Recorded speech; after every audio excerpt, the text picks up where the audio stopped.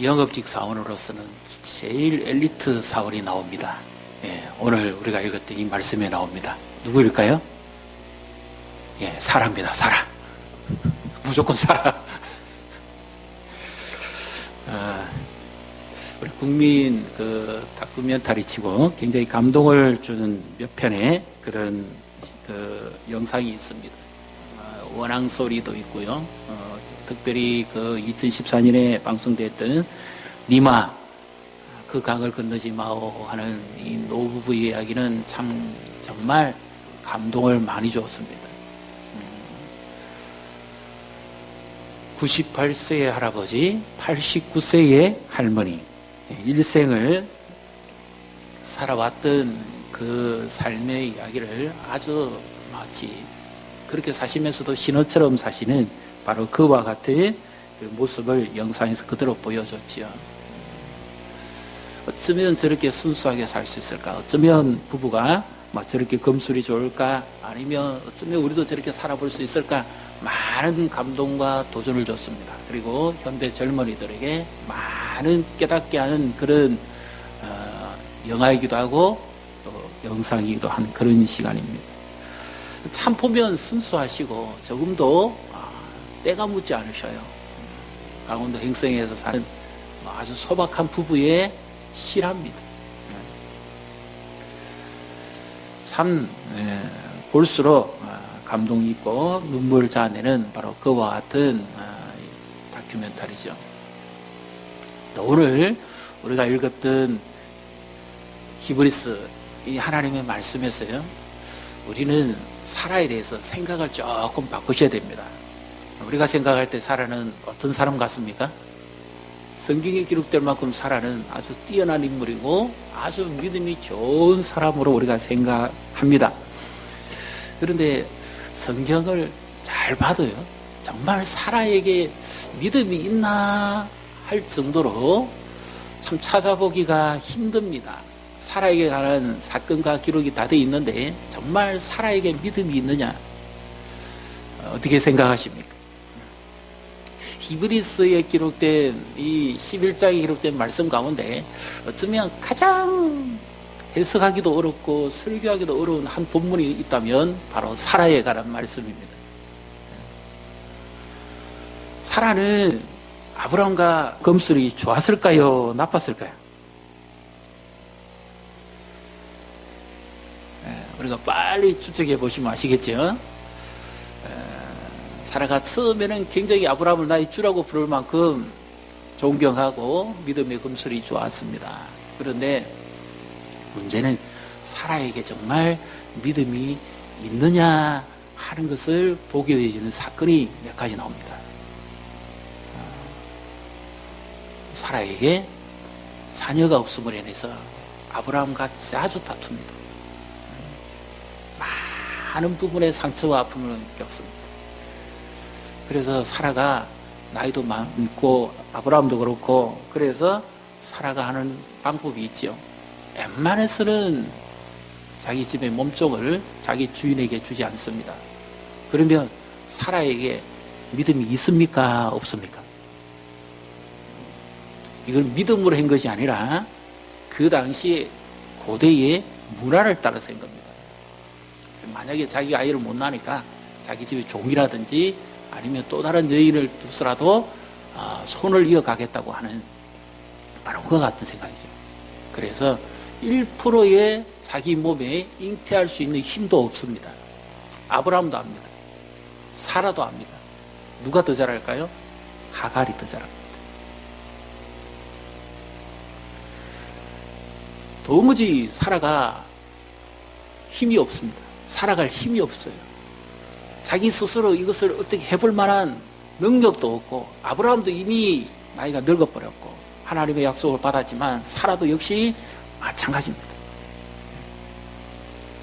그래서 우리가 이 말씀을 대하면서 사라의 믿음에 대해서 이야기를 한다면 사라가 어떤 부분의 믿음을 가지고 이 이삭을 낳았다고 생각을 하십니까? 그래서 제가 이 말씀을 아무리 생각해봐도 아브라함 같은 경우는 하나님이 말씀하시면 무조건 믿습니다. 그러니까 하나님께서 그를 어렵게 여기셨다. 바로바로 아브라함에게는 항상 믿음이 따라 나옵니다. 그런데 사라에게 있어서는 믿음이라는 단어가 사실 잘 안 따라 나옵니다. 사라는 믿음도 별로 좋지 못한 여인이고요. 그 다음에 사라는 성품도 상당히 거친 여인입니다. 나중에 하갈이 이스마엘을 낳지요. 그리고 이삭으로 인해서 서로 다투잖아요. 그때 어떻게 합니다? 사라가 하갈을 내쫓아 버립니다. 근데 이 중동 지방에서 여주인이 자기 몸쪽을 학대할 때는 그냥 내쫓는 정도가 아니라 심한 매질과 뭐 이렇게 뼈를 하나를 부러뜨려 버린다든지 거의 병신되게 쫓아내 버립니다. 그래서 하갈이 견디다 못해서 도망 나온 거예요. 그만큼 좀 죄송한 표현입니다만은 거친 여인입니다. 이런 여인에게 믿음이 있습니까? 아무리 찾아봐도 믿음이라는 것은 사라에게 있어서 사실 거의 볼 수가 없습니다. 그런데 왜 히브리서 11장에서 구태여 사라에게 이와 같은 믿음의 말씀을 하실까요? 이것은 오늘 우리에게 있어서도 굉장히 중요한 말씀입니다. 사라에 관한 말씀이 아니라 나에게 정말 살아갈 힘이 있는가? 그리고 내가 살아가는데 힘의 근원은 어디서부터 나오는가 하는 것을 아주 가장 잘 보여주는 또 그와 같은 말씀이 되기도 합니다. 자, 11절 우리 다시 한번 같이 읽어보겠습니다. 믿음으로 사라 자신도 나이가 많아 단산하였으나 잉태할 수 있는 힘을 얻었으니 이는 약속하신 이를 미쁘신 줄 알았음이라. 아멘. 자, 우리 성경에 믿음으로 사라 자신도 이렇게 표현되어 있습니다. 근데 원래 이것 어순으로 좀 재배를 해보면 이 믿음으로가 사라가 그 아이를 가졌다 잉태했다는 여기에 걸리지 않고 이 믿음이 다른 데 걸립니다. 어디에 걸릴까요? 사라 자신도 아이를 못 가지는 거 알고 있어요. 아브라함도 알고 있습니다. 주변 사람들 다 알고 있습니다. 그런데 이 사라의 믿음은 자기로서는 도무지 아기를 가지지 못한다. 이게 단사라했다는 말은 아기를 가질 수 없었다 그 말이죠. 그런데 사라의 믿음은 아기에게 걸리는 것이 아니라 잉태에 걸리는 것이 아니라 어디에 걸립니까? 힘을 얻었다는 데 걸립니다. 도무지 힘이 없어요. 견딜 힘이 없어요. 살아갈 힘이 없어요. 가능성이 1%도 없습니다. 그와 같이 낭망하고 주저앉고 싶고 모든 것을 포기하고 싶은 바로 그때에 사라에게 힘을 주신 분이 계십니다. 이 사건은 창세기 18장에 잘 나오죠. 아브라함의 집에 천사들이 방문하죠. 그래서 아브라함이 손님 대접을 잘 합니다. 그랬더니 이 천사 중에 한 이야기하기를 내년 이맘때 사라에게 생명이 있을 것이다. 아기가 있을 것이다. 그러니까 아브라함도 웃어버립니다. 내 나이가 지금 몇 세인데? 99세인데. 도무지 불가능. 그리고 사라 나이도 89세인데 이미 두 부부가 이미 모든 기능이 끊어졌습니다. 예. 그랬더니 사라가 그 말을 듣고는 큰 소리를 웃지는 못하고 장막 뒤에서 그냥 비시시 하고 웃었습니다. 그러니까 천사가 말하기를 왜 웃느냐? 이것은 좋아서 웃는 것이 아니라 도무지 이루어질 일 없는 일을 이야기하니까 기가 차 웃은 겁니다. 허탈해서 웃은 거지. 그러니까 천사가 왜 웃느냐? 여호와께 능치 못할 일이 있느냐? 그러면서 갑니다.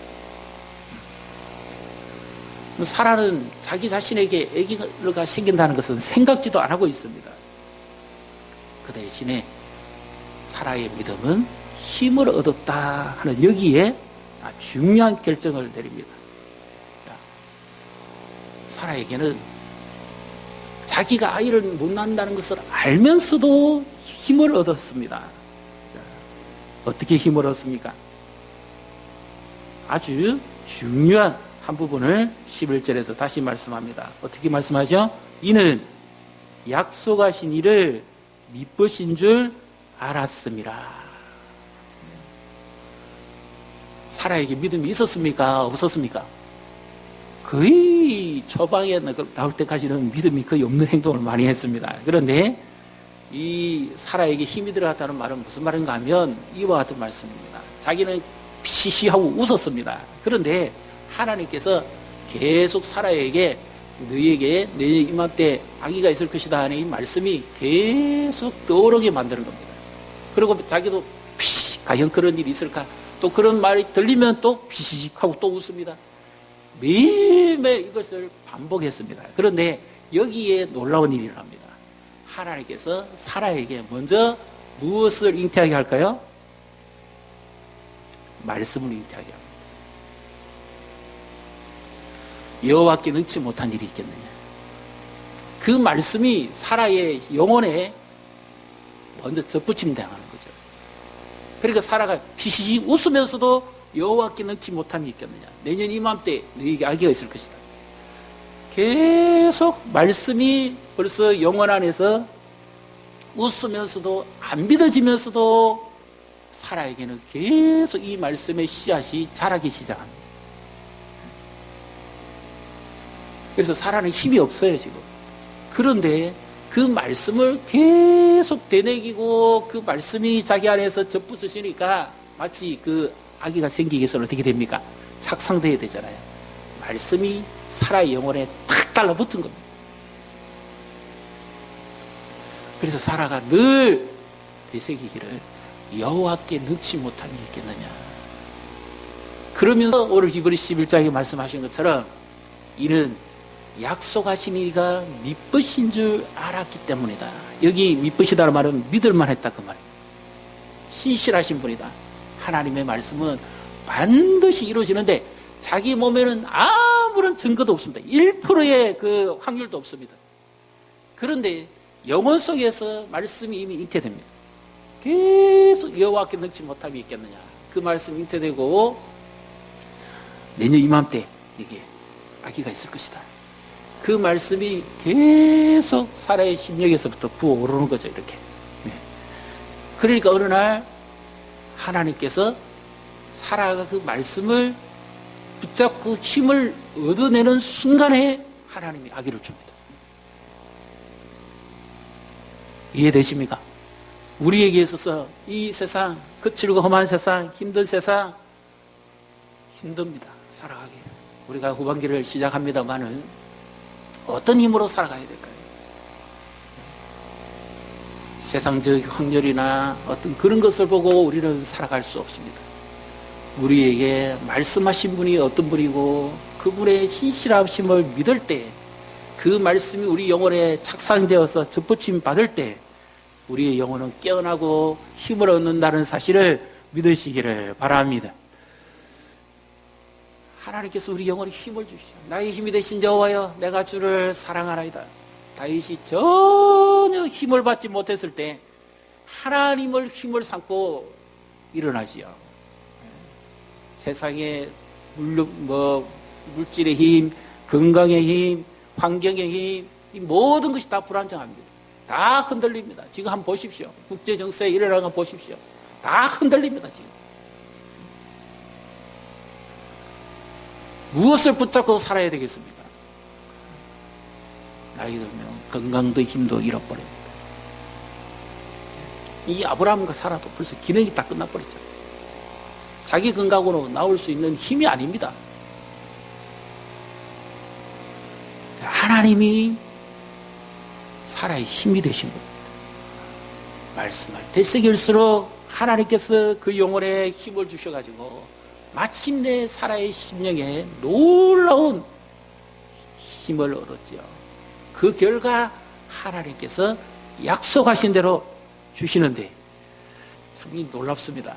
하나님이 이삭을 주시기 위해서는 사라의 태를 관리하셔야만 된다.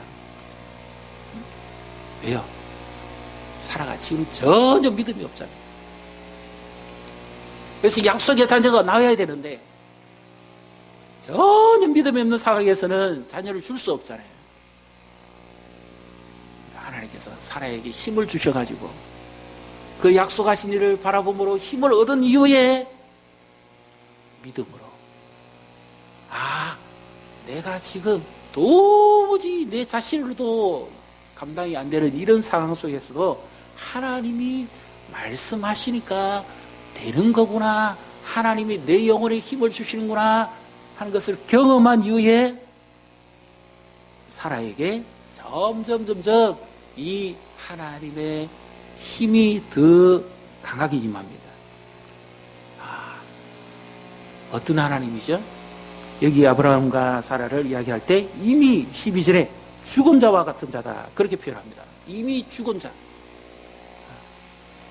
기능이 끊어서 죽은 자이기도 하지만 이미 도무지 1%의 가능성도 없습니다. 바로 그와 같은 존재일지라도 하나님의 말씀에는 능치 못함이 없다 하는 이것을 분명히 믿는 거죠. 사라가 지금까지는 계속 못 믿는 행동만 했잖아요. 근데 이제는 하나님의 말씀을 듣고 깨어지고 난 다음부터 그는 믿습니다. 자, 여기에 나오는 사라의 믿음은 아브라함의 믿음하고는 좀 다릅니다. 아브라함은 말씀하시면 바로 믿어버리고 바로 받아들였는데 사라는 그렇지 못했어요. 이 사이 아브라함은 같이 살았음에도 불구하고 부부인데도 사라에게는 그런 믿음은 별로 없었던 것 같아요. 사라에게는 어떤 믿음이 있었는가 하면 이제 하나님께서 말씀하셨으니까 그리고 아기를 주셨으니까 이 아기를 통해서 하나님이 아브라함에게 약속하신 그 일을 이루실 것이라는 그 믿음을 가졌다는 겁니다. 믿습니까? 그래서 약속대로 오실 그리스도를 내 몸의 태를 통해서 이삭의 태를 통해서 그래서 나오게 하실 그분이 약속하신 하나님이시다. 그것을 이루실 것이다. 그 믿음을 가졌다는 겁니다. 오늘 우리에게 있어서도 마찬가지입니다. 우리가 도무지 믿을 수 없는 상황이 있을 수도 있고 여러 형편의 어려움이 있을 수도 있습니다. 그때 우리는 누구를 봐야만 믿음이 생길까요? 약속하신 하나님, 말씀하시는 하나님이 어떤 분인가 하는 것을 우리가 알고 그분의 신실함을 우리가 의지할 때 우리는 비록 힘을 얻지 못하는 상황이 된다 할지라도 하나님이 우리 안에서 계속 말씀해 주시면서 말씀을 잉태하게 하시고 그 말씀의 능력을 나타내게 하신다는 사실을 믿으시기를 바랍니다. 그리고 이 기도도 그렇지요. 믿음도 마찬가지 아닙니까? 믿음은 바라는 것들이 실상이요 보지 못하는 것들이 증거를 했으니까 이 지금 사라에게 적용해 보면 하나님이 말씀하신 것은 분명히 네가 이맘때에 네에게 아기가 있을 것이라는 거였는데 자기의 현실은 아무것도 없습니다. 몸에도. 그런데 믿음의 역할을 대입해 보면 이미 어떻지요? 내 나이가 어떻든지 그걸 신경 쓰지 않고 이미 하나님이 말씀하셨으니까 이것은 이루어질 것이라고 하는 그 말씀을 그가 믿었으니까 그러면 사라는 뭘 받겠습니까? 자기 태중에 아기가 있는 것만 본 것이 아니라 그 아기가 출생해가지고 자라는 모습, 우리로 치면 돌잔치하는 모습, 그리고 유치원 보내는 모습, 그리고 초등학교 보내고 중학교 보내고 대학 보내고 결혼시키고 하는 이 모습을 그는 믿음 안에서 말씀 안에서 다 봤습니다.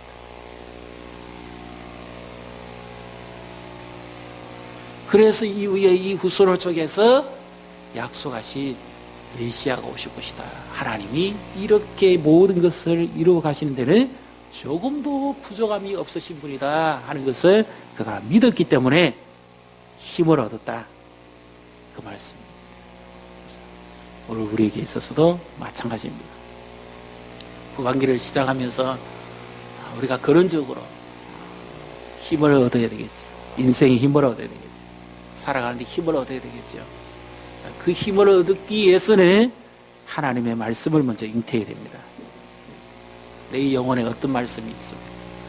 오늘 내게 주시는 말씀, 여호와께 능치 못함이 있겠느냐는 말씀, 아니면 내가 즐겨 좋아하시는 말씀이 있다면 그 말씀이 먼저 내게 접붙임되어야 되고 그 말씀이 먼저 나를 붙잡아야 됩니다.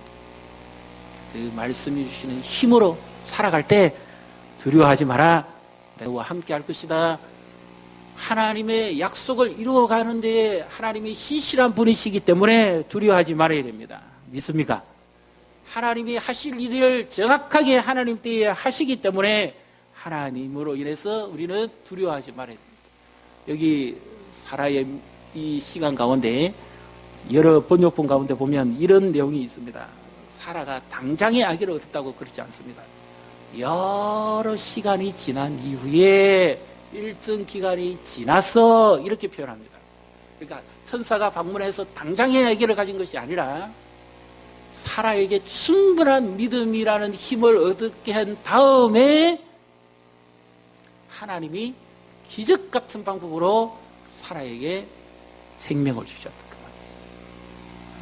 그래서 우리도 먼저 말씀을 계속 되뇌이고 그 말씀을 묵상하고 말씀을 붙잡고 그러면 처음에는 내가 말씀을 붙잡은 것 같은데 나중에 보면 그 말씀이 나를 붙잡습니다. 끝내 그 말씀이 주는 힘으로 내가 일어서게 됩니다. 그리고 그 말씀을 의지했던 결과 어떤 일이 벌어지겠습니까? 그 말씀대로 역사하시는 하나님을 만나게 되는 거지. 이것이 사라가 우리에게 주는 아주 놀라운 도전입니다. 마치 사라를 이렇게 말합니다. 나도 도무지 믿을 수 없었다. 1%의 가능성도 없었다. 그런데 내가 살아갈 수 있는 힘을 얻었던 것은 여호와 그분이 신실하신 분이기 때문이죠. 믿습니까? 오늘도 하나님은 우리에게 신실하신 분입니다. 하나님 그 말씀을 반드시 지키시는 분입니다. 하나님의 말씀을 믿고 의지하고 살아가는 자에게 오늘도 하나님은 힘이 되어 주십니다. 내 인생의 힘, 건강의 힘, 믿음의 힘, 살아갈 수 있는 힘, 우리 자녀들에게 된 힘, 영원히 변치 않는 힘, 이 힘과 능력이 되신 하나님이 오늘도 우리와 함께 하시기 때문에 두려워하지 마시고 믿음으로 의지하시고 오직 그 주님만 의지하고 따라감으로 승리하시는 삶을 살아가시기를 주님의 이름으로 축복합니다.